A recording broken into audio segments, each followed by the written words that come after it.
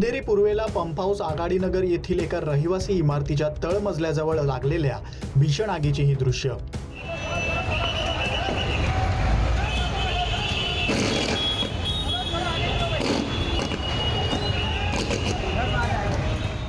आग इतकी भयंकर होती की इमारती नजीकच असलेलं गाद्यांचं दुकान आणि 2 कार जळून खाक झाल्या।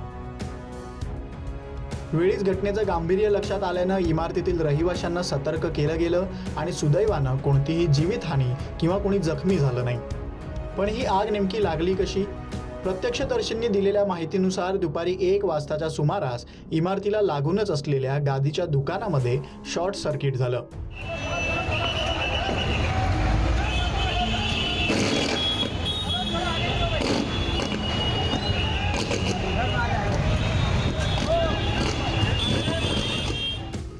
यात दुकानात पूर्णपणे गादी व्यवसायाशी निगडीत कापूस आणि इतर ज्वलनशील सामग्री असल्यानं संपूर्ण दुकान आगीच्या भक्ष्यस्थानी आलं।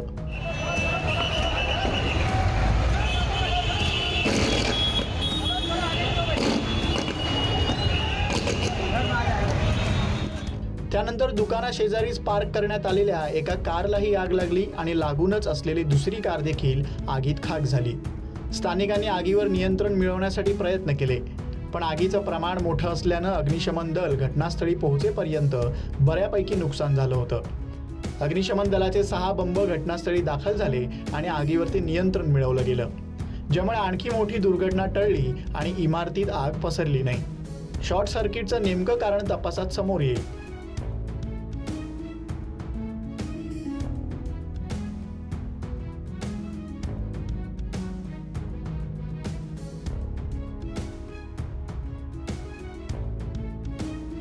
त्या दृष्टीनं वीज वितरण कंपनीच्या अधिकाऱ्यांना तांत्रिक तपासणी करण्यासही सांगितलं गेलंय, कारण आगीवर वेळीच नियंत्रण मिळवलं गेलं नसतं तर रहिवासी इमारतीत आग पसरली असती, ज्यांना मोठी वित्तहानी आणि जीवितहानीला देखील सामोरं जावं लागू शकलं असतं।